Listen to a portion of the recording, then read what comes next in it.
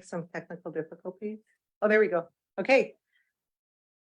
Good morning, everybody. I'd like to welcome the community to our final political liaison meeting for this council. So we have a pretty short agenda this morning. Start with the October 23rd agenda. Is there any additions to this morning's agenda? Seeing none, can I have a mover to accept the agenda? Moved by Audrey, seconded by Carrie. All in favor? Motion is carried. And so we do have regrets from, I guess, Councillor Miller and Councillor Thomas. That is all of us. Okay.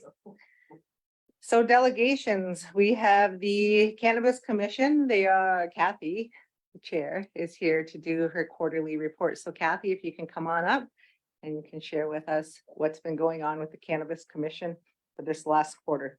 Welcome.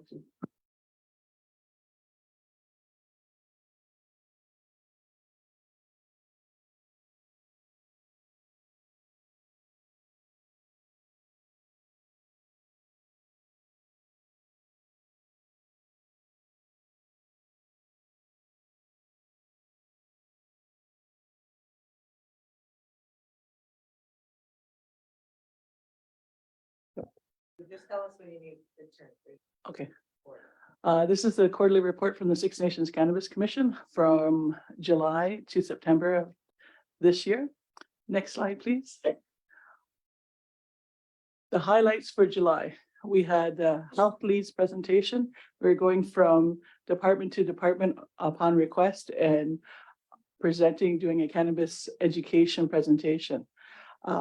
We did a What's in Your Cannabis campaign. In the summertime, you'll notice the sign in the front of the Iroquois Plaza asking people what's in your cannabis. And that's to push people to ask what's in there and for pushing for testing. We had a lot of discussion from community members about it. Some people wanted us to take the sign down. Some people asked, why are we asking the question? And we just said that we want you to know what's in your cannabis because our first and foremost is health and safety. We have monthly agency meetings, the staff, both Emmett and Chelsea. We went to 2 testing facilities, one A&L in London and another one in Tyendinaga.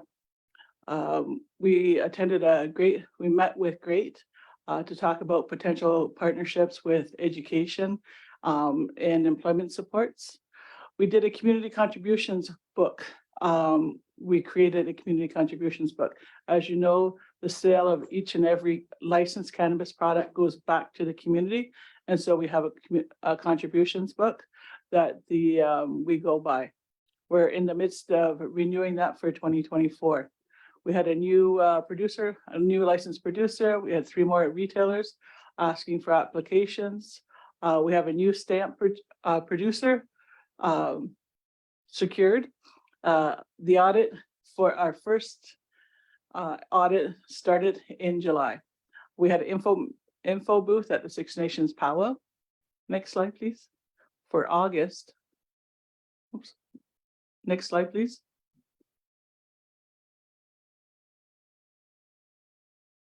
Thank you. We redesigned the community outreach. We're trying to see what works best in getting information to the community and getting information from us to the community and from the community to us. Instagram, we did try Facebook, but unfortunately they banned the word cannabis. So we cannot use Facebook because of our evil name. Youth programming, we had 2 organizations, both Standing Bear and Making Tracks, asked for a presentation on cannabis. We did a community call out. We had pictures, canvases that we sent out to some of the youth to design of what they thought the community meant to them. We are installing that at our office. We had a retailer Facebook or feedback form, asking retailers what they want, anything's changing. We're constantly getting that information. bud to joint tours. We find that there's a couple tours that are very inexpensive or economically well that we can attend. They have a number of licensed producers from Ontario and from Health Canada. They are more than willing to share information about what they produce. We take their best practices and share it with our existing producers. Interim solution for banking, we're looking at something. Banking is still our nemesis. We cannot get banking. So we're working with a debit terminal. So we're hoping that this will be an interim solution, but it's not long-term and it's not viable forever and ever. Developing cannabis podcasts. Our commissioners, one of our commissioners and our staff are working on that so we can give more information out. Dr. Riley Kirk is interested in coming to Six Nations for cannabis conversations. We were alerted that one of our producers was denied three-phase hydro because it was a cannabis production and it was on the territory. If he was not a cannabis producer, he would be able to get three-phase hydro. We're going to look more into that and get some more details because I'd like to bring that back up here because I think that that's ridiculous. Outside producers are getting in touch with us to sell their products so they're legit in the territory. Thus far, we've said no. We want to promote our own producers on the territory and not have outside producers right now. Edibles made on the territory is increasing.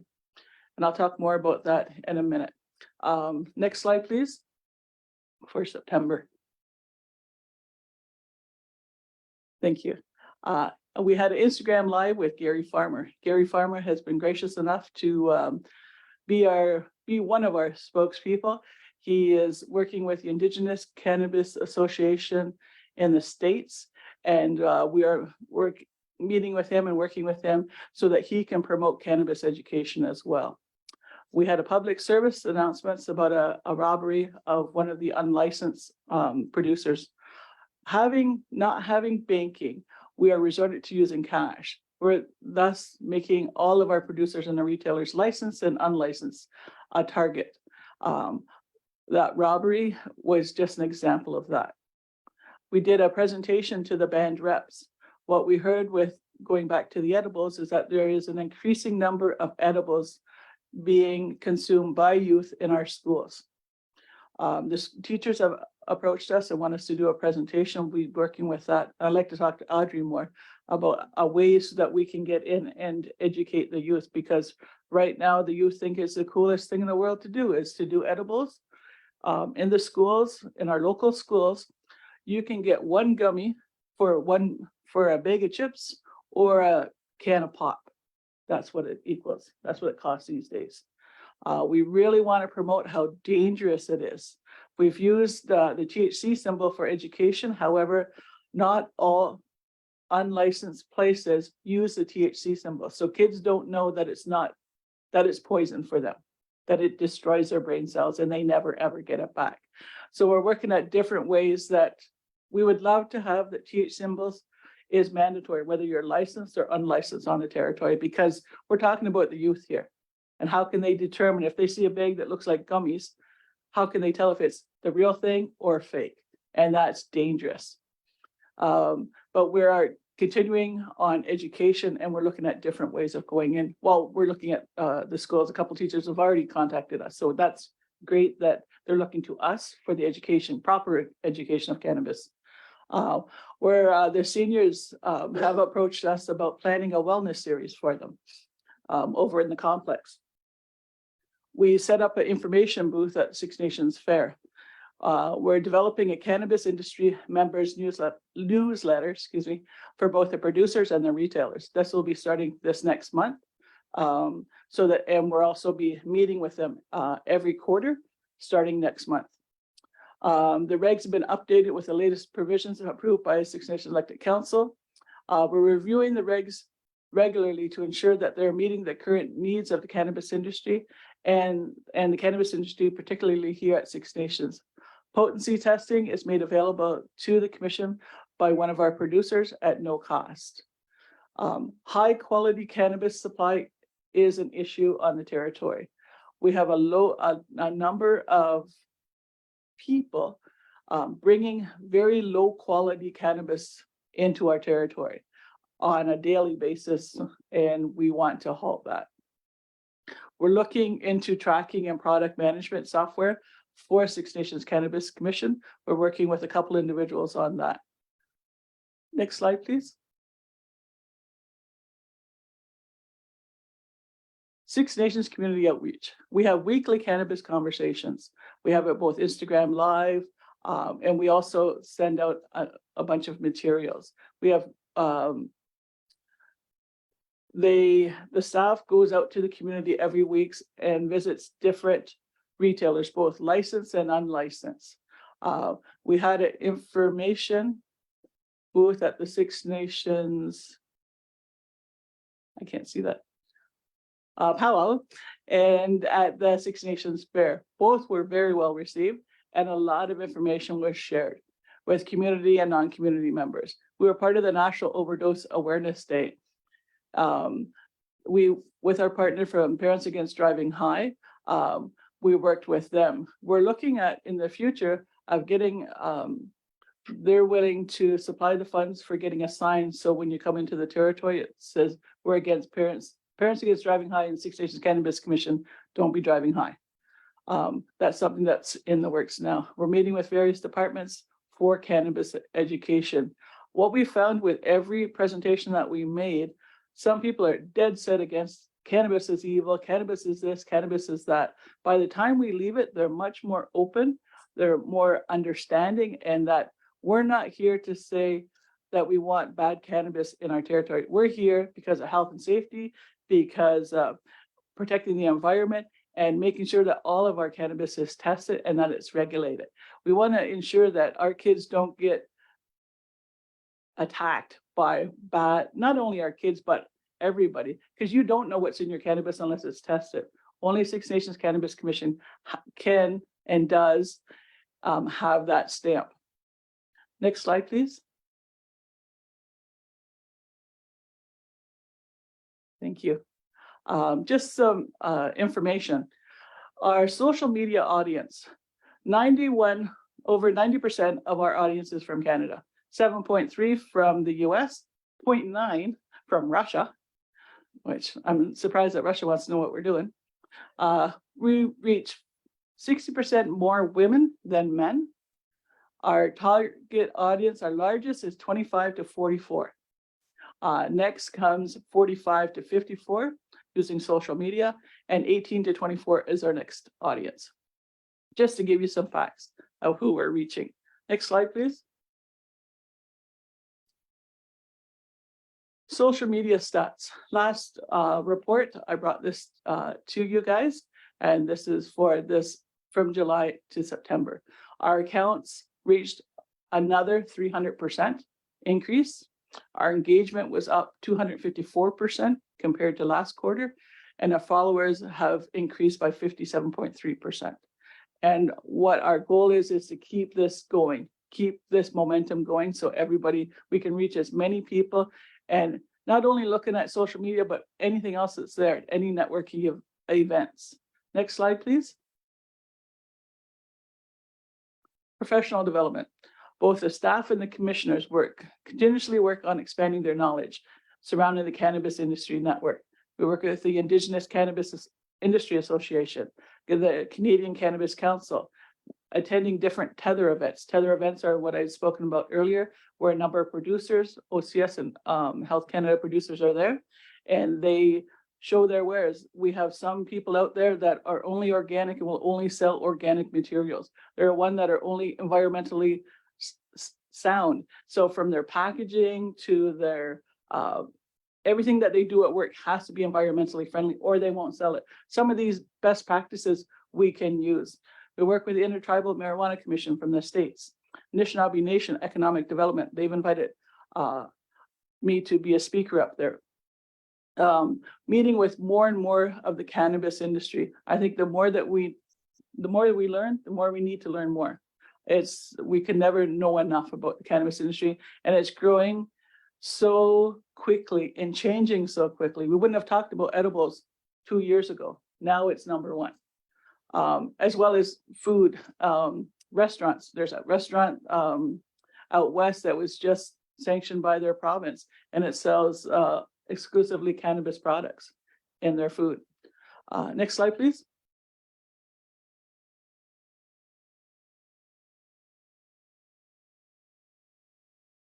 Is learning opportunities.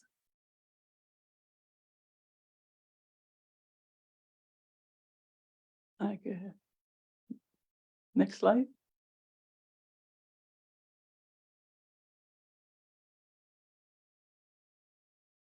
Yeah, good. Thank you. Banking, what I talked about earlier. I cannot stress how important this is. I've met with every single bank in Canada and every credit union. I know that the chief's office has done the same. Last Friday, I met with Health Canada. I was sharing with Nathan how frustrated, last Thursday, how frustrated I was on the call because they asked me, Health Canada has decided that the Ministry of Health and the Ministry of Mental Health and Addictions have appointed earlier this summer, a expert panel. Out of that expert panel, there are 6 individuals across Canada. One is Indigenous. This expert panel is going to meet with all Indigenous people, and they're going to craft a report to give to the Health Canada to recommendations of what Indigenous people need. When we met with them, it was really disheartening. We were called a regime. We were told that we should go under Health Canada or OCS. The expert panel actually asked us where cannabis comes from, which I find really sad because they're the expert panel. They should know this they should know their subject that they're talking about. We followed up and I said that they want to meet with the new chief and council moving forward. And I said, they're going to reiterate the same things. We need banking, and not having banking makes us a target. And that's wholeheartedly discrimination. Because if you're off the territory, or the other thing that they mentioned, that if we were under Health Canada, we could get banking. And I don't think that that's fair to us, to any Indigenous organization. Some First Nations have chosen to go under Health Canada. Some First Nations have chosen to go to OCS, and that's totally up to them. But Six Nations worked really hard at creating their law and regulations. And I think that speaks volumes as to who we are and what we will and will not accept. Dispensing Freedom article. Dispensing Freedom is a political cannabis online newsletter. They talk about, they pick and choose articles. One of the articles in there was about mushrooms. I had sent out a media response from their accusations and said, we'd addressed the issue. We found out about the issue. We addressed it, and it's over. I sent a copy to all of you earlier. Two Road Times article. They did talk about the robbery, but we did correct them that they are not licensed under the Six Nations Cannabis Commission. They are at unlicensed place, but they are in our community, and we're going to support our community, licensed or unlicensed. Community contributions. I am proud to say that we've been able to give 2 contributions, one to the Six Nations paramedics and another one to home and school committees, all home and school committees. Anytime a community contribution is given, anybody that we're giving it to, we ask beforehand, are you going to accept this? Because this is a result of cannabis, the revenue of cannabis. So we already figure that out before we even go to that. Home and school was very appreciative of it. And we did a presentation a couple weeks ago, last week. So we are going to continue that momentum, and you'll see more as we move on. Next slide, please. Government meetings. I met with a lot of people, as well as commission and staff. We met with OCS, Ontario Cannabis Store, the Ministry of Finance, Alcohol, Gaming, Cannabis, Ontario, AGCO. Why cannabis is part of alcohol and gaming is, I have no idea, because we're separate. We're not like alcohol. We don't have our own stores, nor are we gaming. but I met with them, Health Canada, the expert panel, the Ministry of Health and the Ministry of Mental Health and Addictions. I put a request out to meet with them as well, but they kind of sent me off to see the expert panel. So we do have some tentative dates, and Christopher has those dates that he's going to be sharing with you all. Next slide, please. October 17th, we put this out on our Instagram, and I hope I can see this all. In a world where borders define us, Six Nations stands as a testament to the power of autonomy. Today marks the 5-year anniversary of Canada legalizing cannabis, but amidst the celebrations, a crucial voice was left unheard: Six Nations.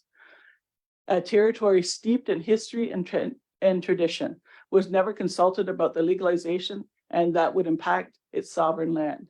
But when the system fails to recognize your sovereignty, sometimes you have to forge your own path. On June 21st, 2021, Six Nations took matter into their own hands, boldly enacting their own laws and regulations surrounding cannabis. It was a declaration of independence, reclaiming their ancestral land's autonomy from the shadows of neglect. This act of defiance reminds us all of the importance of recognizing the inherent rights and voices of Indigenous communities. Indigenous community challenges us to question the boundaries we accept as unbreakable. The system that overlook the diverse perspectives exists within our nation. As we reflect upon this poignant milestone, let us remember that progress comes not from uniformity, but from cherishing and embracing the multiplicity of voices that make up our world. Let us strive towards a future where the equality and the inclusion are not mere dreams, but the foundations upon which our society flourishes. We put that up on October 17th on our Instagram. We had more views from a diverse population and likes. This was the Canadian Cannabis Council went to Ottawa on October 17th and talked with all their MPs. And they wanted to make a statement and they asked us to join. Unfortunately, we had too many things going and we were unable to go. But we wanted to put something out, and the commission was very strong about this and to let people know where we're coming from. And this is a statement that we put out. I believe that's the end of the presentation. Is there any questions? Okay, thank you, Kathy. And so with that, does anybody have any questions for Kathy? Go ahead, Greg. Yeah, hi Kathy. Hi Carl. Yeah, thanks for coming in the presentation. Your presentations are always right to the point. Summaries are good. And also pointing out the problems, right, that you have. Yeah, the banking issue is a problem unless you join, an affiliated government group. The question I had was, there are some vendors that do their own testing. Is there not, to test their own products? Yes, but we do a full panel testing, and I don't know what they test for. Right, so they're not, so you don't get a readout of what they test and what their test results are, or anything like that? No, we don't. And they're not forthcoming on giving you those results, or? We have never asked. They've never shared either, but that is something that I would gladly, we can Yeah, cover like stuff. that's something I think that's inroads that can be made in terms of, Sure.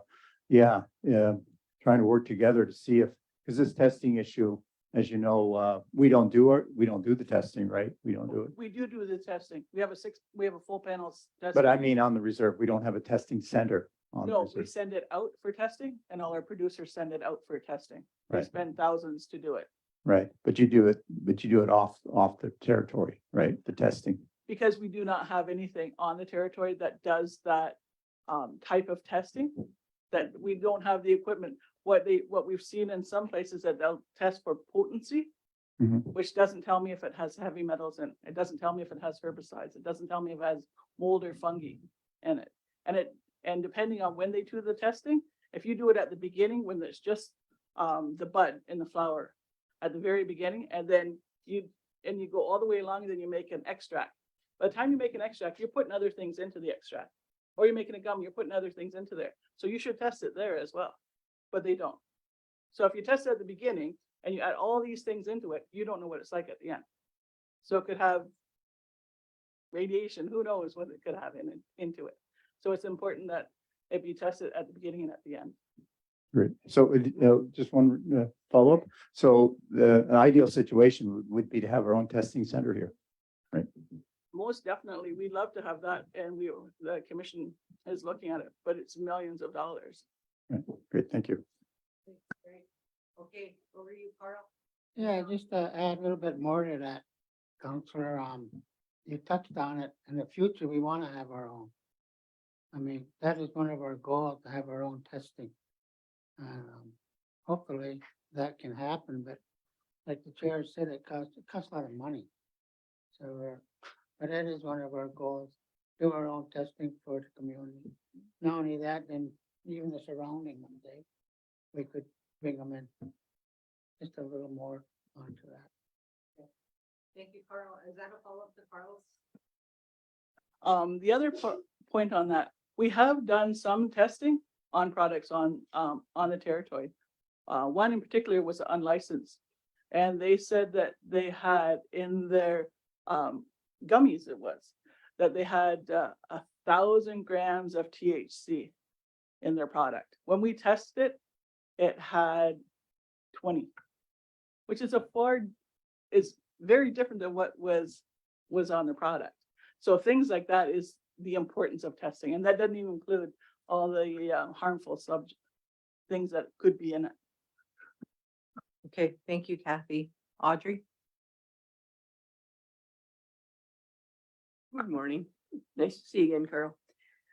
My question is, what are you doing to disallow the low quality cannabis on Six Nations? And has there been any reports of fentanyl being laced with any of our cannabis on Six Nations?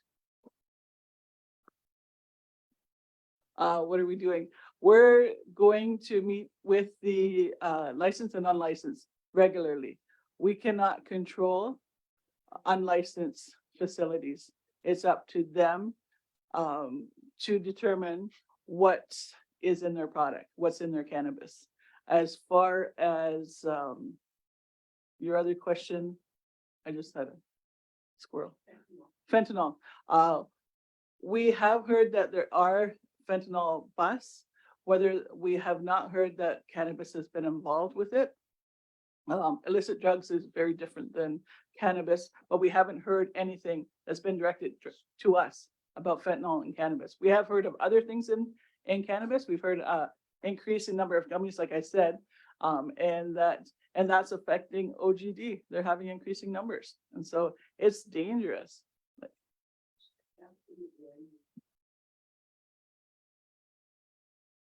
Okay, thank you. Hazel? Yes, I'll first ask about the banking situation whereby it was the Trudeau government who legalized the cannabis.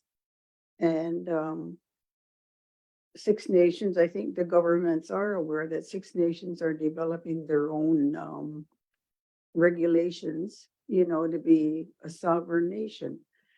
So with that, with them legalizing it and then not allowing the funding that is made to have a bank source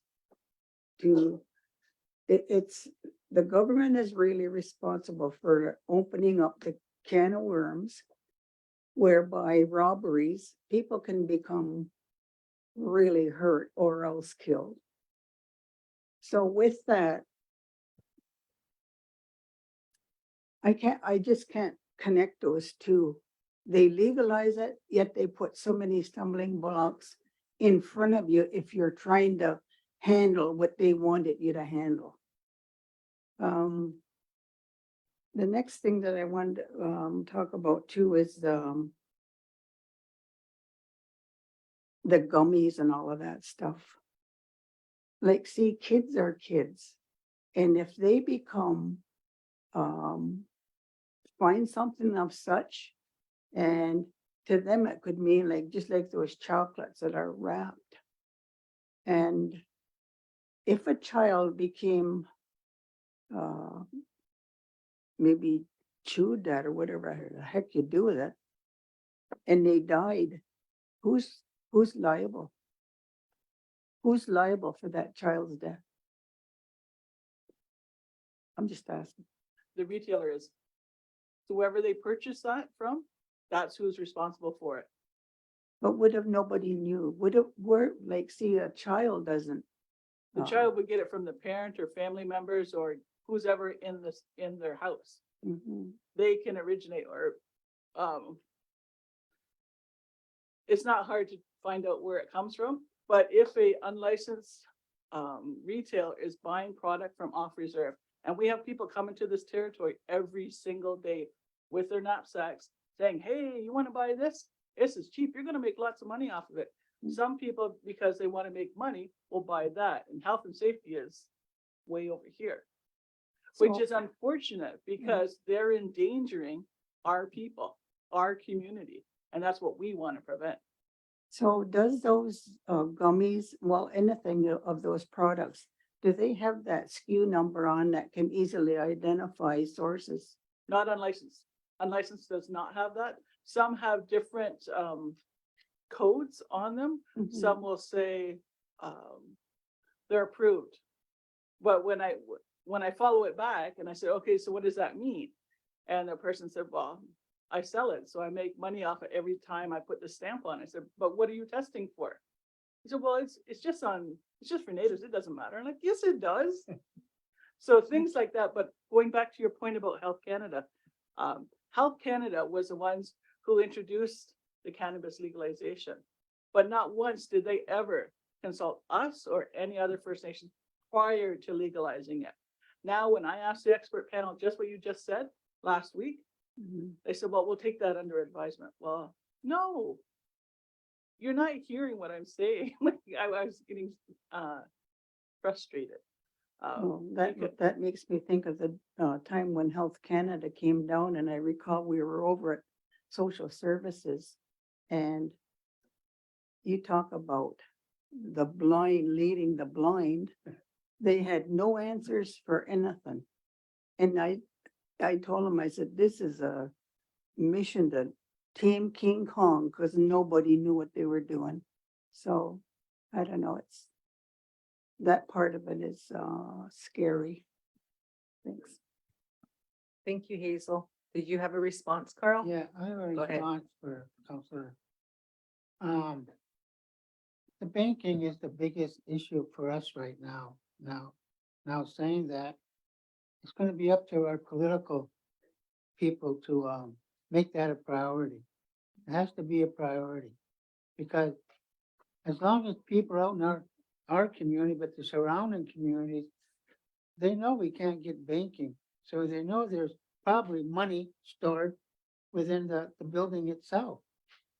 And they're breaking into them and robbing them. Because the people are knowing that they've got money on hand, they got no place to put it. So,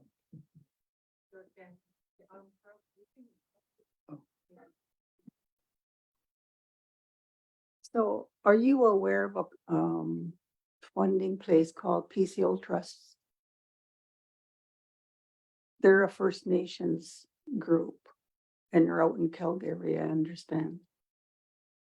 If they follow the bank charter, I don't know if they do or not. well, if they're a bank, they normally have to follow the bank charter, and Nathan can tell you more on that. As long as they follow the bank charter, they see us as illegal. And they will not put their charter on the line for us or any other First Nation. That's what I've been told again and again and again. We have a First Nations bank up in Walpole that I talked at, and I thought, well, maybe they would assist us. One of our producers directed me towards, and they said, we'd really love to help you, but we're not going to lose our charter. What is Bitcoin? That's not a. That's what? Yeah, No, I know, but it's something that we're looking into. Whoops. Boom. Oh, dang. It's another avenue that we're looking into, but I think what we need, and that's what I said to Health Canada, I said, I need a letter from you, recognize our law and regulations for Six Nations of the Grand River Territory. That's all I need. I don't need your approval. I just want a letter. Then I can take that letter and the producers can, and our retailers can take that letter and get a bank account. That's it. I don't want anything more than that. Go ahead, Carl. That's where this council comes into play. We need that letter. So I guess as our leaders, that'd be up to you guys to get that for us. You need to set appointments, whatever. I don't care if you have to sit there for a week, sit at the door. We need that letter, eh?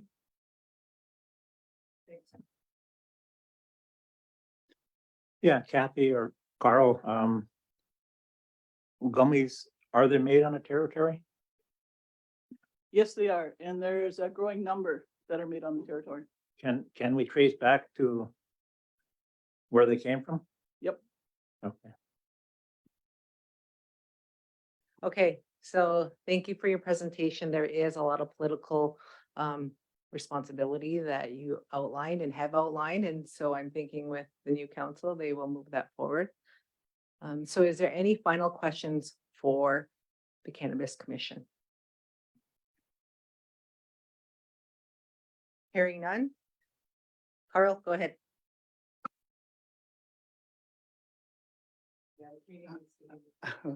I just wanna wish you guys luck in the upcoming election. That's all. Wish you guys luck. Okay, so with that, do I have somebody willing to accept the Cannabis Commission presentation for information? Moved by Carl, second by Sherry Lynn, all in favor. I mean, Carrie.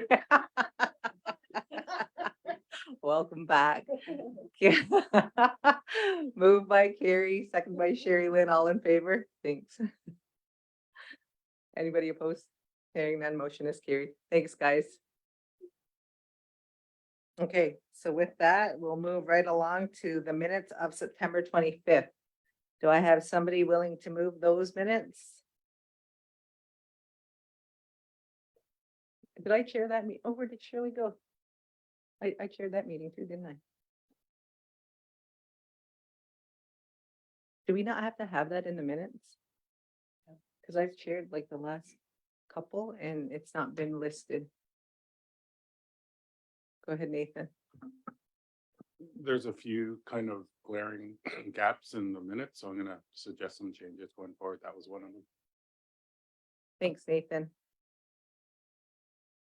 Okay, does anybody want to move the minutes from last week or last month? Moved by Audrey, second by Carrie, all in favor. Those minutes are carried. Perfect. Next, we have our update from our CAP team. So Taylor, Lonnie, and Phil are on the line. If you could turn your screens on. Lonnie, Phil, welcome. I'm not sure who's going to present and do the overview for community. I think it'll probably be Peter or Taylor, Pardon? either Peter or Taylor. Oh, Peter, welcome, Peter. Okay, I will pass it along to Peter. Sorry, I didn't see you on screen. Good morning, Council. There's just a few things I'd like to highlight from this month's report. One is we're pursuing accommodation discussions with Brantford and developers over the Northwest expansion lands. Those are the lands from that deal with Brant County, former Brant County lands that are now in Brantford, as well as 50 Market Street. We've also been having discussions with Enbridge about economic opportunities, and we're confident at least one should result in something. We also expect to have a memo of understanding providing capacity funding from Atura Power. And anything else I'd mention? It's Ontario Place is often on the monthly reports, but I don't think we've ever delved into that. There's One aspect there that the CAP team has been advocating for, and it appears the government has agreed to have a Indigenous cultural center and boathouse on the public realm. And that would be potentially operated by, Toronto area First Nations. I think that's all what that might be a bit out of the ordinary. I don't know if council has any questions from the report. Can you clarify, Peter, for us, when you say Toronto First Nations, what does that mean? Yeah, at the end of the day, we're not certain what First Nations might be called to operate or serve on the advisory of this. So it's just guesswork. In addition to Six Nations elected council, I'm assuming the Mississaugas, and there may be the possibility of William Treaty Nations as well, but I don't know. It's still at the conceptual stage at this point. Okay. So with that, does anybody have questions for Peter and the team in regards to their CAP update? Carrie? Yeah, I read in one of your reports, I don't know what was this one, about the Pickering nuclear plant.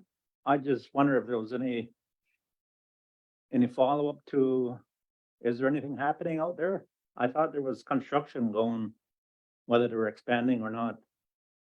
Yeah, you're absolutely right. There is some construction going at Darlington.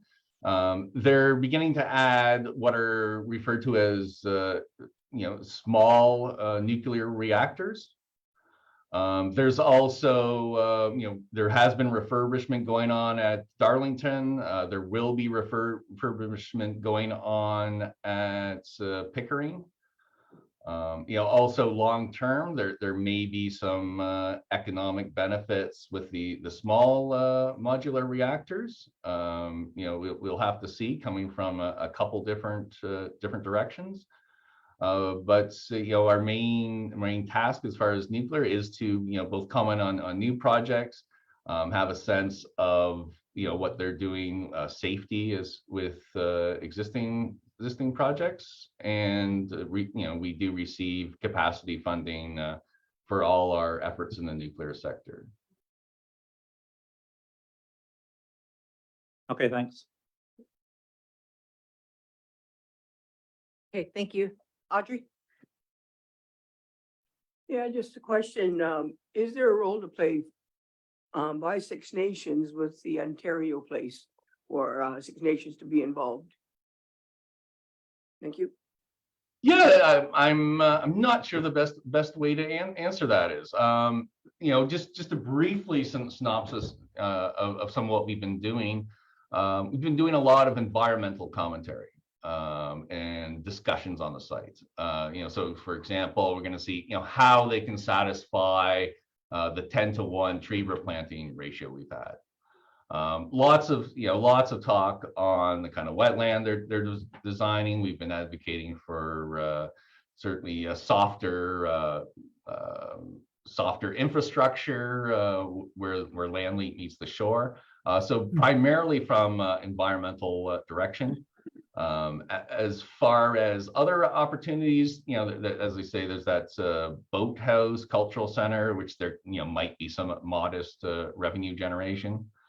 If we were, if there was a desire for more, that would potentially mean having discussion, which we do have, but if council had a particular direction they'd like to go, we do meet with Therme, and that's the part of the Ontario Place site that is going to be, private, this kind of spa water park, and then also the remainder of Ontario Place, which will stay controlled by the government.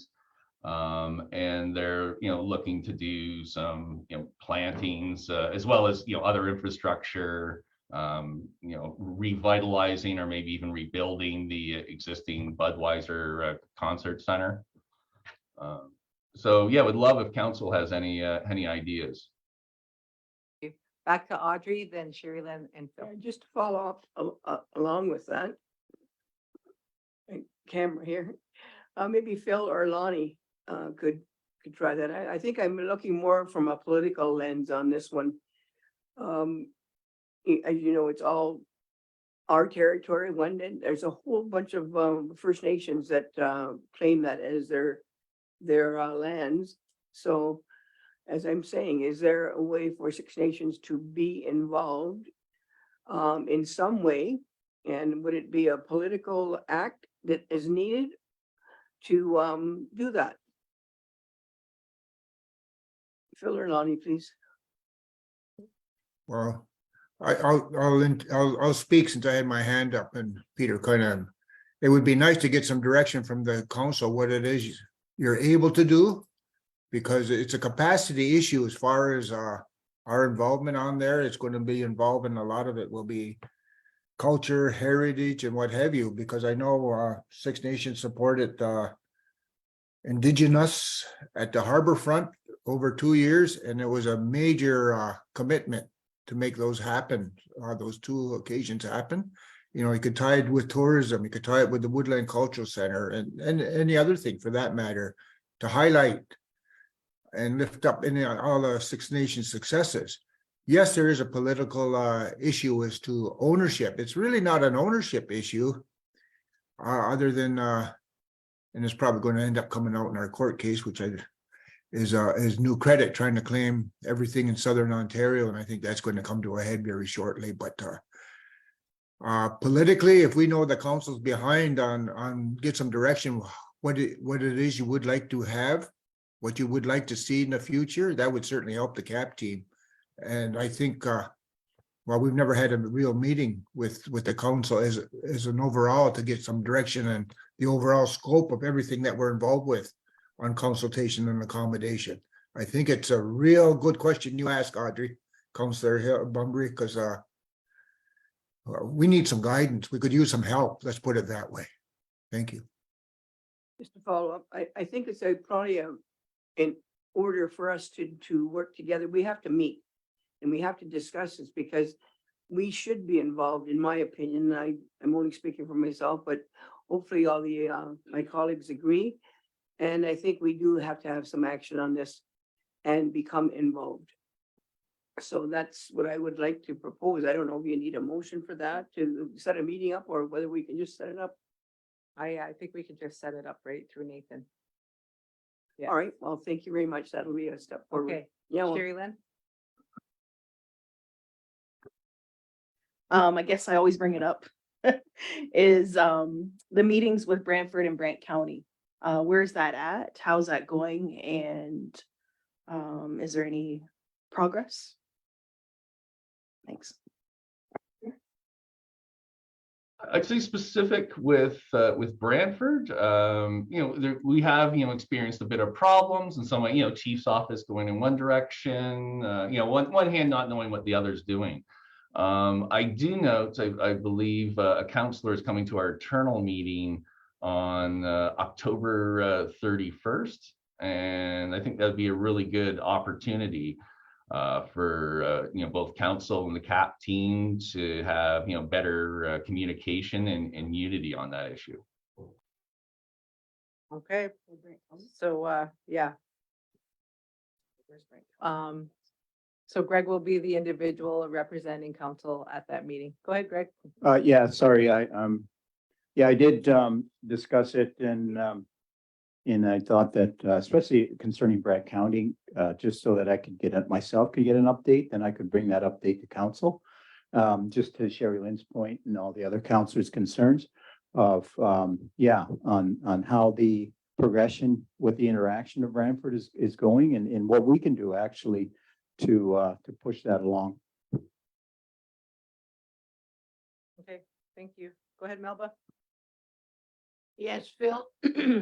Phil, you mentioned tourism. We don't hear a lot about tourism here at our table, and I think it's about time that we do. You mentioned, economic development boost sort of concerning them. So if we could have tourism report to us what exactly is happening, because I understood that it's under, council itself. So I know Matt had mentioned there's about 5 girls there, 5 girls, and maybe one guy, not sure. But if we could have some of that presented to us, what we're doing, because I really think that really could be a boost to Six Nations financially if it could really get off the ground. Thanks. Thanks, Melba. Any response to that? Well, I have Phil and then Nathan. I guess one of my issues is the biggest tourism, yes, it's very key. But what really is lacking is our, especially in Toronto, is the education and our presence in that area. You know, this council's has so much on their plate, and it's a capacity to be able to take all of these issues on. That's what the real challenge is. Because it's something to get involved with them, but you know, you got to make this commitment, a long-term commitment. And you know, if we know what the council really would like, and I'm very appreciative of these comments, as you know, we haven't met with this council on the CAP team issues on a one-to-one to get some direction for the last 4 years. I'll be very blunt about it.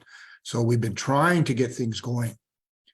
And Lonnie's team, they work very hard on trying to, you know, we can only go so far, and we got to have this better relationship between the elective council and the CAP team.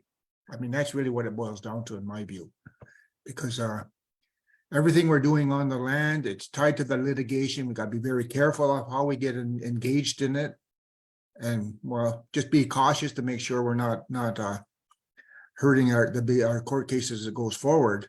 But it doesn't mean we're dormant either. I mean, we can be out there in those presence and educate the surrounding communities, which is starting, but have our presence in Toronto. I mean, it's a great opportunity, but do you have the capacity and commitment to do it? I mean, that's a real question that we got to ask. With all that you have on your plate, we got to pick our battles, I guess is what I'm saying. But there's a great opportunity, I agree. Okay, thanks, Phil. Hazel?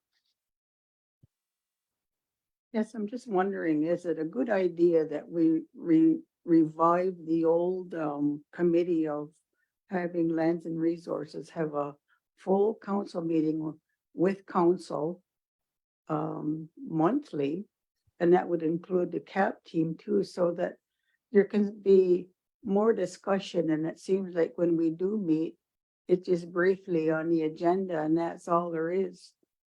But I think it requires more time, more discussion, and probably, like Phil said, over the last 4 years, they haven't had any real discussion with us. And I think we'd all appreciate that if we had more time and didn't have to always rush with the topic.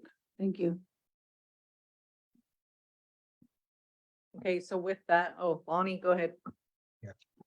Yeah, I agree with what Hazel said. We should be meeting, maybe not every month, but you know, at least quarterly or something like that, to update the council on what CAP activities are actually involved with. And you know, that's meeting personally, not virtually, but if we can meet personally, that would be a great thing to do. What we've run into respect to just with Toronto is nobody wants to, whether it's Ontario or the different agencies within Toronto, wants to recognize the Nanfan Treaty. It's always a struggle to educate them on that and to say that this is our treaty for that area, and it is a valid treaty, and you know, you just can't ignore that fact and not even mention it or even be concerned about it, because you know, that's an important treaty to us. I know it has a lot to do with the outcome of our New Credit's intervention in the litigation will resolve a lot of that, but who knows when that's going to be dealt with. You know, it's at least a year away yet before potentially we could even start presenting evidence in it in a trial. But you know, we've got to push ahead in the interim to solidify the fact that, that is a treaty and it's important to us and it covers Toronto and a great area of Southern Ontario. So, it always, it is a challenge for us, but, we need council support too on that because, it's, it is an issue that we need to start, letting people know about that, we need to emphasize that we're not abandoning that treaty. It's important to us, and we need to let politicians and municipalities and whomever know that it is something that we're sticking with. We're putting our guns to it. That we're not going to be backing down and yeah, so it always is a challenge, and we're fighting that challenge every time we meet with these groups from Toronto or in the Greater Golden Horseshoe. So it's something that we're plugging away at, and hopefully we can experience some success in the upcoming short period of time before the court case starts. Okay, thanks, Lonnie. Is there any questions, any final questions for the CAP team? Yeah, Trevor advised, they've updated. Okay, so with that, we have a motion to accept the September to October consultation and accommodation team activity report as information. Moved by Audrey. Do I have a seconder? Second by Hazel. All in favor? Anybody opposed? Hearing none, that motion is carried. Also to waive second reading. Moved by Audrey, second by Hazel.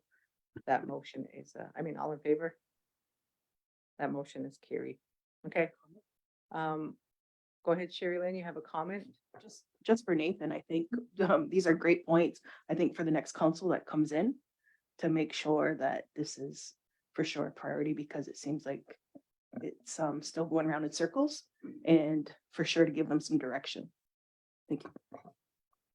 Go ahead, Nathan. Yeah, thanks for that. And I think this is a really good conversation to kind of help us prepare for the orientation as well for the new council. Not only on the tourism from Melba, but also on the CAP team to not only come on and do the briefing, but also create the schedule that the new council will have as kind of discussed. So I made pretty detailed notes on this and incorporated into the orientation. Good points. And yeah, strategy, having a plan for the next 4 years is ideal right when you start. So thanks for that. Thanks Taylor, Lonnie, and Phil for being on this morning. And I think we're good. So moving along to built environment. Under this section, we have Ontario Works September report. So since community doesn't see it, I'm just going to do a high level overview. So for the month of August, there was 567 cases. So we're looking almost at $500,000 going out the door in regards to Ontario Works. There really is some insight there in regards to what they're working on, from the transitional support fund to the COO employment table working group, joint social services table, the 65 welfare agreement, staff training, and client recognition day. So the report concludes with they do not need any political advocacy at this time. So I'm hoping council has read the report. Do I have somebody willing to move that report? Moved by Greg. Do I have a seconder? Second by Sherry Lynn. All in favor? Okay, go ahead. I know in the past, when Sandy would come in, can we have a follow-up maybe for the next council too, where that is with the Ontario Works transformation and all that stuff? I think that needs to be brought to the table and where that's at. Thank you. Thank you. Yeah, and I'm hopeful all the departments would be in for orientation. Right, Nathan? Thank you. Did we move that, Shirley, Brooke? Okay, so do I have a mover to, yeah, Greg, Moved second by Sherry Lynn, all in favor. Anybody opposed? Hearing none, motion is carried.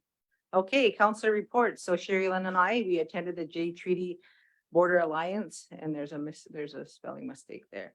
And so we got there on the Tuesday. I was scheduled only till the Thursday. So that can appease the community concern. And I was allowed to go by the council. So it was really interesting. The Wednesday night, they actually had the peace pipe ceremony. And so that seeing the Iroquois caucus come together with the Blackfoot Confederacy, which we've talked about that at this table, that we need to start working closer together. And I really like when Hazel talks about the Iroquois caucus. We are better in a larger group. And so this is exactly what we're trying to do. I only sat in on the Thursday morning and one session in the afternoon in regards to ISK being there. It is, there's a lot going on, which is quite interesting. Sherry Lynn, I don't know if you want to elaborate on what you Yeah. heard, because you were So- there until the Friday. So, yeah, for sure. We got there and we're looking at for proxy. So I was the proxy for the chief regarding the Iroquois caucus to represent Six Nations. And they wrote an alliance, a peace and recognition alliance with the Blackfoot Confederacy. And Michelle's right, they did a peace pipe ceremony, and wow, so amazing. It was very powerful. In the room, you could just feel the energy. So it was an honor to be a part of that, for sure, on the Wednesday night. And I guess throughout the conference, for sure, there was a lot of change the wording of Indigenous. They use First Nations. Please don't use Indigenous. And they use ancestral lands or territory. Don't use, certain things that they're really stressing, that hopefully right across Turtle Island, that all the First Nations start using, instead of using the government's words for us. So that was really, really good. And I think also the Canada border, they came up, and the Cynthia Pie, we've had conversations, myself, Tammy, and Lori Miller. We've had our own meetings for Six Nations to meet with her. And I just wanted to share, and they stressed it, and the audience wasn't too pleased. Again, regarding the J Treaty, we do need to consult with the Métis and Inuit still, to make sure for this Indigenous border crossing. That's what they kept calling it. And we kept trying to set them straight that it's the First Nations, the J Treaty. Because I don't know if you guys can see it, but this Indigenous border mobility that they have us here, they have a feather, they have an Inuit, and they have a Métis already. So they already have lumped us all in as one. So they're showing us that with their type of papers that they hand out. So yeah. So with that, still moving along, that's their big thing, was they have to consult with the Métis and Inuit. The first day, I don't know, Trevor can speak on those ones. Those were the high level tables, right? Yeah, he But- wasn't in attendance for those meetings. He was at the tech table for that. Oh, the So tech Trevor, tables. if you do have an update. Just saying, yeah, just saying, I'll finish these other ones first. Then the next day was the US department, the US people. Again, I have their contacts. I got their cards from them. But again, they're trying to push for the J Treaty to take out that 50% still. They have backing from politicians to bring it forth, and hopefully we'll bring it forth soon. And also, when we were there too, the Indigenous cultural items with the border crossing people. And it was amazing. They talked about how they're they're going all over the world for their artifacts and bringing them home to First Nations. So that even sparks an in my mind is, okay, I think that's the part we need to focus on. Where are all ours artifacts, and how can we start looking into it and bringing them home? And we had a little discussion, meaning the states, but also England and all over. So I think this is a great program, and they shared their experiences of how it was a flawless process to bring the artifacts back, working with them at the borders. So that was really good. So again, the other thing that also too was Ganawage with the passports. They shared that their council wrote a letter stating that they don't agree with the passports, but they're kind of on distress that this letter is showing them that yes, we don't agree with it, but we know we need it, kind of thing. But so this letter, the council has written for community members to hand in with their passport also. So I thought that was something good too, that people have been using there. So again, it was good to hear that the First Nations, the problems that they were having, because their border that is so closes at 6 o'clock. It doesn't open. So if you don't get there by 6 o'clock, you have to drive an hour and a half to get to the next border. So again, so listening to some of these things and still some of the difficulties regarding the ID is what we're having problems here at our ports that our people are crossing. So maybe Trevor does have something to add. Thank you. Thanks, Sherry Lynn. Trevor? Yeah, I just want to add that Councillor Hill provided a good update, but yeah, I sit at the identifications and document technical table for the JTBA, and we have to stress at that level also using the term First Nations as opposed to Indigenous. So we're hitting it at all levels, and there was a high table meeting on that Wednesday. It was with the federal ministers and the grand chiefs, and so I wasn't able to participate in that meeting. But yeah, the pipe ceremony was very powerful ceremony to behold, and the Blackfoot is looking to come to one of the caucus communities in Ontario or Quebec in springtime, so the new council will have that to look forward to as part of the relationship building with the Blackfoot Confederacy. Yeah. Well. Thanks, Trevor. Is there any questions for Council Greg? Yeah, it was good to see that Michelle, Sherry Lynn, and Trevor were there, and it was, yeah, I think it's a very important issue. It's always been the same. It's been this way since as long as I can remember. Is that the U.S. border was always a little bit more amenable to what our wishes were in terms of our own identity and how we're accepted as we cross the border. Canada has always been reluctant to recognize our status, and but it's good to see that we're pushing forward. We're developing alliances, and I think it comes right back to us as well. I've always pushed that we present our own Indian card, as to say, and that our own membership do the vetting, and that I've always discouraged our members from using ISK in their cards, in their documentation. And I think we should always, with Lori, and I think Lori's brought this up too as well. So we should stress that, and the use of our identification card, especially at the border, and make sure that they're aware that it's our card. We've identified our membership, and we go from there. Thanks. Great point, Greg. We do have our own card. Melba? That was a question. When you say our own card, Greg, what exactly do you mean? I think the community and council need to know exactly what you're talking about.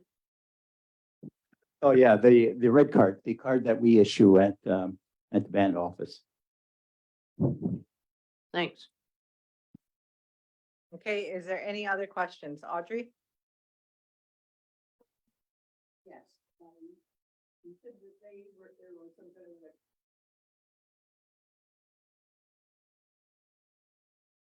it was almost done. What agreement was there that was signed and who signed it? And can we get a copy of it? It, I think it's really important that we delineate between First Nations and Métis.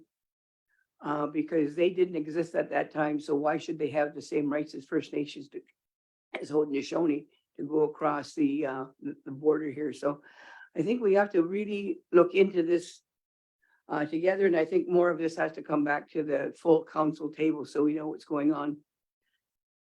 And pardon me? Oh, okay, go ahead. Okay, so in regards to who signed, Sherry Lynn was our proxy, so she did the signature. So it was Kanawage, Kanasatake, Akwesasne, Tyendinaga, us, and Oneida. So yeah, you can get that, I guess Trevor, if you can send it to the full council, because that was prepped before we even went. Yeah.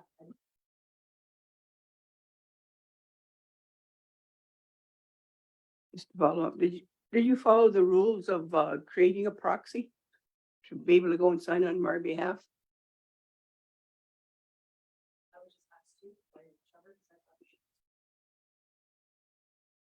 I was, thought the chief was coming, so Trevor asked me and gave me the, lowdown of what was happening, because I had no clue, and either did Michelle, that was going on. So I said, yeah, me and Michelle decided that, okay, I'll sign it. So that's how that happened. Okay. Thank you. Hazel? I think, if the chief was supposed to have been there and he wasn't there, and to put you in that predicament is not good either. And also, I just want to get the clarification as to the email that we all received by attendance. How was that set up? Was it, in different rooms, different topics in different rooms? Is that how it was set up? No? Oh.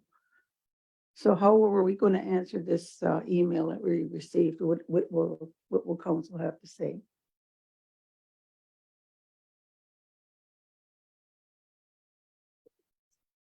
It's not up to me to what to say. I'm just wondering, how does anyone answer the email? Everybody got it.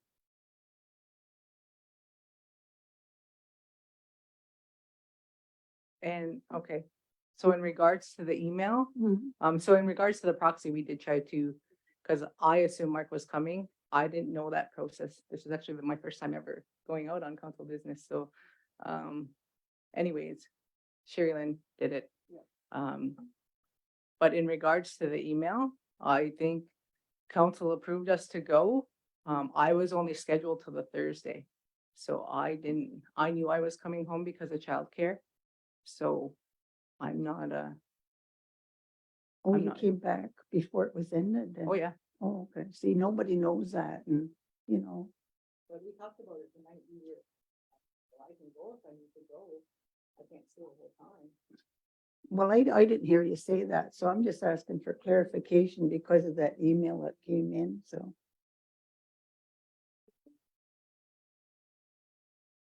Does anybody Okay. else have anything to ask about it? So I'm not sure who's going to respond. I'm assuming the chief would respond. And the question was that you went for a short period of time, you were paid by council to go. And I guess why was it just a short period of time that you were there is what I guess the member from Six Nations here would like to know. That's what we have to respond back, right? And it's no different than any of us going on council business. We do make other meetings, and I actually did that. That's why I stepped out. But I was back in the afternoon, and so I knew I was going for the 2 days, and that's all. But did you attend the full 2 days? I was there the Wednesday. We didn't get to go into the meetings, and then the Thursday I was there, and I left before lunch and come back for the last session.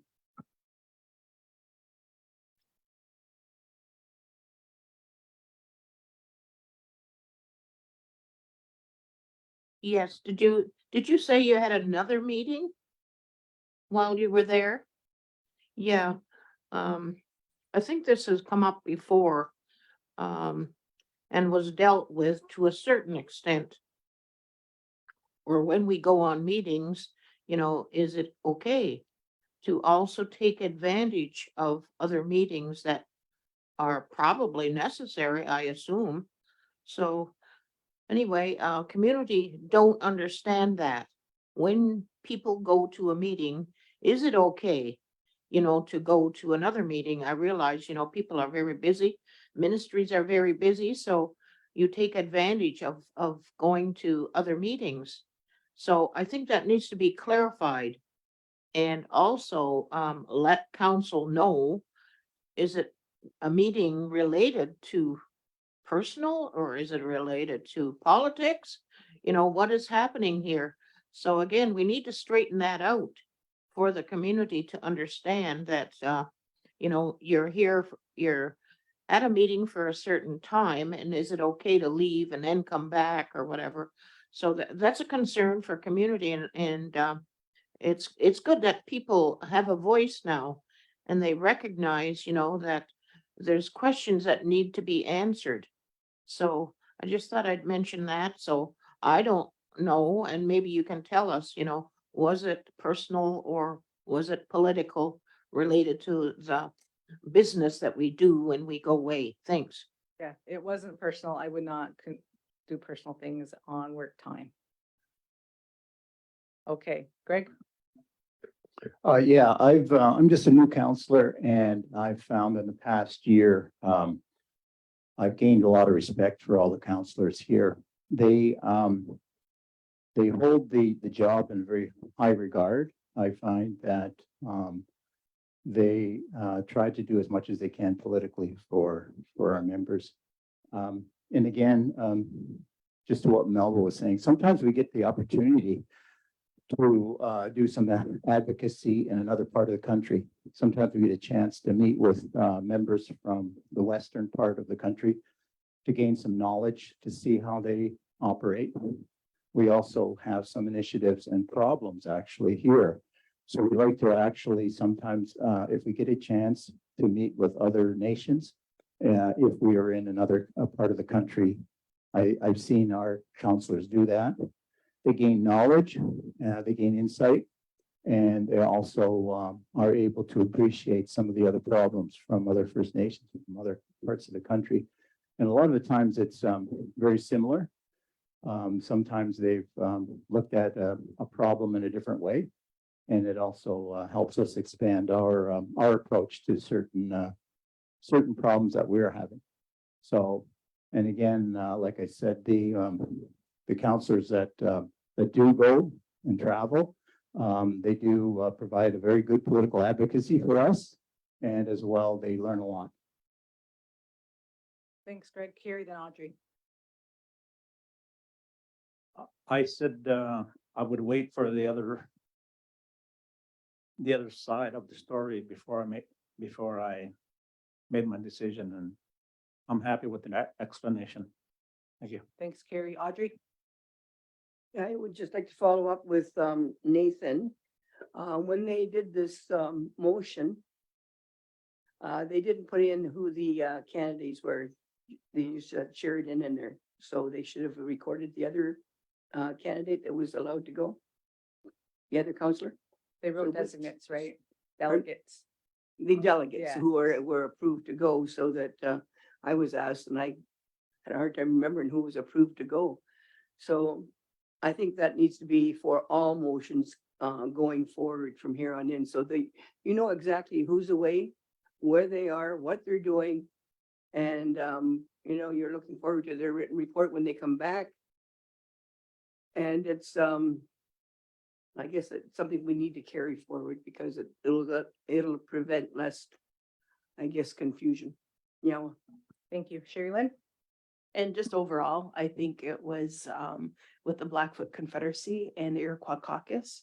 I hope it can move forward in building really a lot of bridges in so many areas with the both of them, and from out west to here. So I just hope that that continues and reach for the stars, because just the same things that are happening out there is the same concerns that is happening here. So if we can really work together, it'll be just so amazing. Thank you. Thanks, Sherilyn. So with that, Audrey, Hazel. Yeah, I just have one more comment about this whole entire subject is because I realize that when we go away, there is a lot of times where you go into a different room. I don't even know the proper term, what they call that, when you split into departments and go into different rooms for different topics. So I realize all of that. And I also realize that I don't recall the night that we had made that resolution, other than I just assumed Michelle was going, and I thought it would be in the resolution, but it was not in there. The only thing that I want to say here, and I know maybe people think I'm not supposed to say this, but I'm going to say it anyway. As we sit here today, our chief hasn't showed himself in such a long time. If you've got one person that has to answer for where were you, I think we should all be subjected to the same thing. To me, I don't know if anybody would dare to speak, but I'm going to be dared to speak because it bugs me. Like, we asking around the room, do you want a chair? Do you want a chair? We were not elected to be the chief. We were only elected as counselors, and it has to be the chief here. And it seems like, well, we all know when we went away to Niagara Falls to a retreat, we all know that the chief didn't show himself one whole day. But in the evening when we were leaving, we seen who was waiting. So I think fair is fair. If one person has to be accountable, everybody does, not just one. If you can do it for one person, you can do it for everybody. If you can't do it for everybody, you can't do it for one person. That's the bottom line of being accountable. And I'm sad that our chief doesn't see fit for him to be here to chair these meetings. There's serious topics, like we just finished talking with Lands and Resources and CAP. And in a nutshell, they have a complaint because they've never met with us to discuss the bigger things. And time should have always been set aside to always discuss with the departments because they're counting on us. And if they feel like they've been neglected, that's sad. Okay, I'm done. Thanks. Thanks. And I'm wholeheartedly with you. Attendance has been an issue with this entire council. And so, it goes for all of us. I was where I was supposed to be. I did excuse myself for a period of time. But if we're going to look at attendance, that should be on all of us. Right. Melba? Yeah, I really object to that, that it's, we've had a trouble attendance, all of us. I don't know. I think people have doctor's appointments, people have been away sick, but I am not aware that this whole council has had an attendance problem. I'm not aware of that, but I wanted to say further about travel in relation to people at the meeting from this table. I think it's not always possible because people don't answer at times. They've had meetings in other directions. Council can't always answer whether they can go or not. So possibly that's what's happened here. I wasn't aware that Michelle was going. So I wanted to say that because that's really important. The chief has had that many times. Mark, the chief, he'd say, who can go? Who's available? Sometimes he has to wait for an answer because people have to sort of check their calendars and decide if they have doctor's appointments or whatever else they have. in their lives that certainly interfere with politics at times. And it happens to all of us, but I'm not aware of a total problem with attendance. I'm not aware of that at all. People are here the majority of the time. Thank you. Thank you, Melba. Okay, so with that, I'm gonna bring it to a close. I need someone to move the report as information. Moved by Audrey. Do I have a seconder? Greg, all in favor? Does anybody oppose? Seeing none, motion is carried. Okay, so moving right along to Indigenous and Northern Affairs, study of Bill C-53. So who is presenting on this?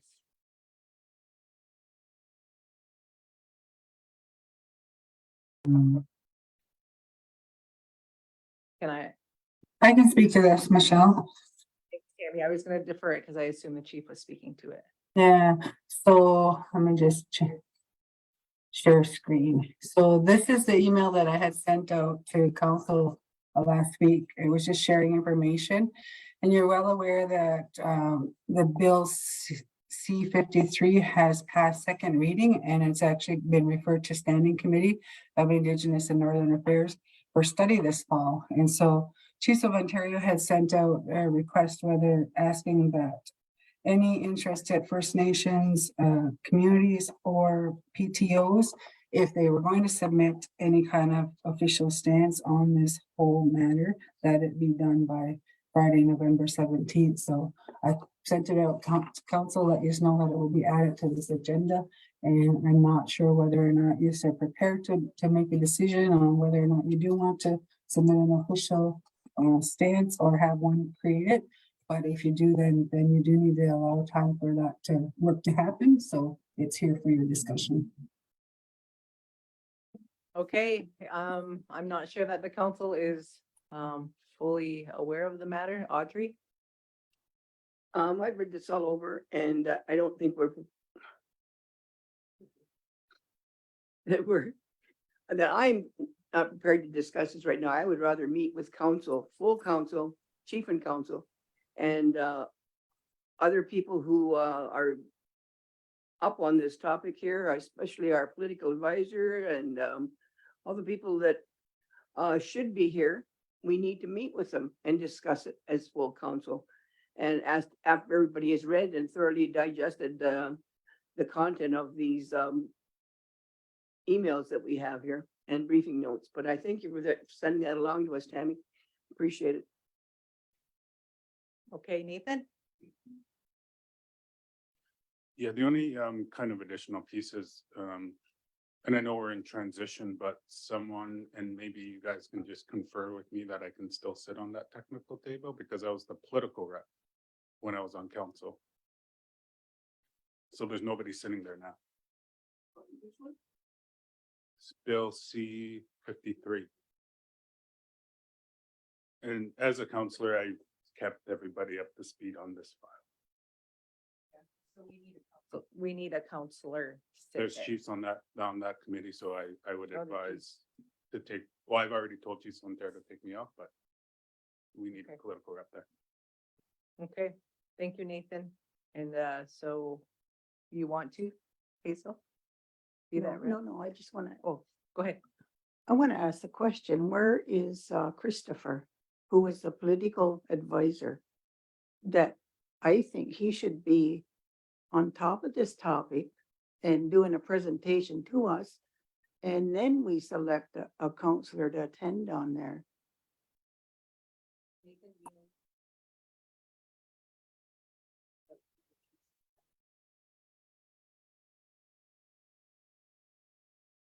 I'm not sure, Tammy?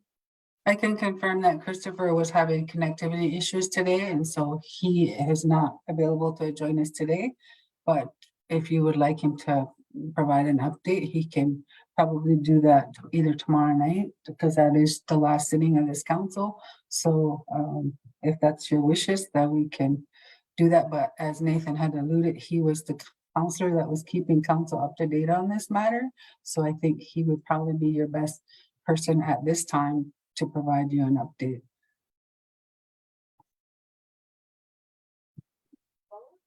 No. Okay, Greg and then Sherry Lynn. I guess, yeah, for sure. Let's just put a resolution for, if it's the chief or whoever, whatever that has to be done, let's get that done. And I think, can we explain, maybe Nathan can explain what the bill C-53 is, if it's on second reading? And how many more readings before it becomes legal? Because I think this is, very important for people to understand how fast this is moving. Thanks. I'm gonna do 2-minute synopsis. Just off the top of my head, the bill is in second reading. And through the parliamentary process, it goes through first, second, and third reading, then it goes to royal assent. So right now, they're putting this in a study phase. So they're pausing it and they're going to go to standing committees, where a clerk is in charge of kind of putting a schedule in place for First Nations to comment on this particular bill. What the bill does is essentially give Métis a number of rights that we have as First Nations. The bill actually takes it further to give them those rights. You guys are seeing it in the J Treaty piece. We're seeing it in land, particularly up in Treaty 3. We had an opportunity to talk a bit with Robert Jane. I was still a counselor and I was asking him questions as a way to get an update. So Robert Jane has clients as well in Treaty 3 where this is a big impact. The other piece I think is important, especially for the new council, is there's, in my advice, I guess my advice now would be to also deal with the Indigenous factor within the government of Canada, because that's the crux of the issue. You see in their title, and there's a lot in the title, Indigenous and Northern Affairs now. They used to never be called that. In addition to that, by allowing and going forward and really not kind of highlighting things, the United Nations Declaration on the Rights of Indigenous People has that in the title. So the government of Canada has taken control of an action plan. So there's a number of areas that are impacted that resulted in Bill C-63. So at the end of the day, if passed, the Métis will start sharing the rights of First Nations as well, in particular, which is a huge concern, the right to access to land, our land. So that's my quick Coles notes of. Yeah, that's perfect. And it is, the council needs to be on top of this. Melba, then Audrey. And we do have the reading literature, council. Yeah, I just wanted to say that council is quite aware that we took a bus to Ottawa to object to the Métis being involved. And it was very disappointing at that time because we had no speaker from Six Nations. Those of us that went was very surprised that we didn't have anything to say. Others have great things to say about the objection of the Métis. Thanks. Audrey? Yeah, thanks, Michelle. Yeah, I agree with my colleagues. This is time sensitive. We have to have a opinion next month. So I think the sooner we get this meeting going, the better. And the part that really concerns me is what Nathan alluded to. And that is Métis, if this passes, will have more rights or the same rights as us. And the funding will be shared. So therefore First Nations will receive less funding. And that will hit everybody right across the board. They also are after land. And they also take, they've claimed, I think almost 100% of BC and Ontario. So there's lots of court dates in there and stuff we have to read and be sure about before we make our collective decision. But this is really a time now, we should have been on top of this and working on our collective position on this. So I think the more we get this, the sooner the better, I guess, Nathan. And we have to work together. Yeah. Thank you, Audrey. And we did put a statement out in regards to this, so just confirming with Nathan that that did go out. Okay, thank you. Greg, and then back to Audrey. Yeah, just to Nathan and Audrey's points of, there is some documentation put out by the Government of Canada. I was able to do some research just recently. They do put out a document that they're formulated an action plan. This action plan includes, looking at a priority. One of the priorities is in there's 5 chapters to this. In chapter 4, they specifically discuss Métis priorities, self-determination, self-government, and recognition of treaties. And they have certain articles that they quote within the United Nations Declaration on Rights of Indigenous Peoples Act. So they're using that to push them forward.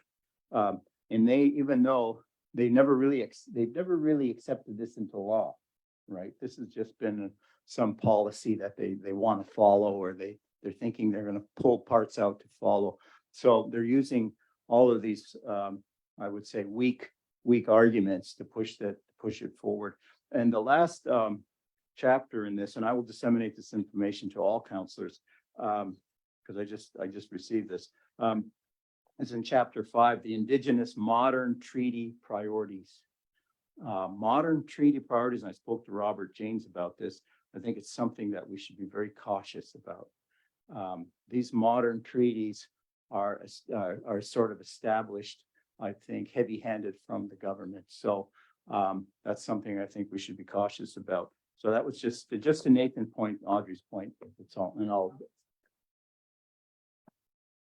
yeah. So I'll disseminate. Thanks, Greg. Any other comments in regards to Bill 53? Audrey? Yeah, thanks, Greg, and thanks for volunteering to share that with us. And I think the more information we have, the better. And it's time sensitive for next month, as well as we need to bring the community along. We've issued one document, but we need to meet with the community. Someone needs to get this all together, slide presentation, and we need input from the community so that they know how important this issue is. You know. Thank you. So Nathan, I think you know what the council wants and you can move forward with that. Perfect. Thank you, everybody. So right now, I don't think we can make a motion. It is there. It will be brought back. Okay. So next we have one item for scheduling. I'm not sure if anybody's available to attend the Think of Vet Luncheon at Assumption College on November 4th. Is there anybody? It's from 11 to 11:15. I guess you could eat if they got food. Is anybody willing to go? Counselor Greg is willing to go. I'll So move. Moved by Sherry Lynn, second by Audrey, that Greg Fraser will be in attendance that day and only him will be there. Thank you, Greg. All in favor? Anybody opposed? Hearing none, motion is carried. So, before we sign off, that is the last item, but I do want to bring to everybody's attention, former Councillor Terry General is having a fundraiser. I believe it's this Thursday. So if you can, help him, I know he's in the hospital right now. So we send our best wishes to Terry and his family. And, if you guys can all be there and support, that would be awesome. So just sending that out for community, and all the best, Terry. So with that, I need someone to move to adjourn. Moved by Sherry Lynn, second by Greg, all in favor. The meeting is adjourned. Thank you, community. And we have our final general council meeting tomorrow night at 6 o'clock. We'll see you there. Take care.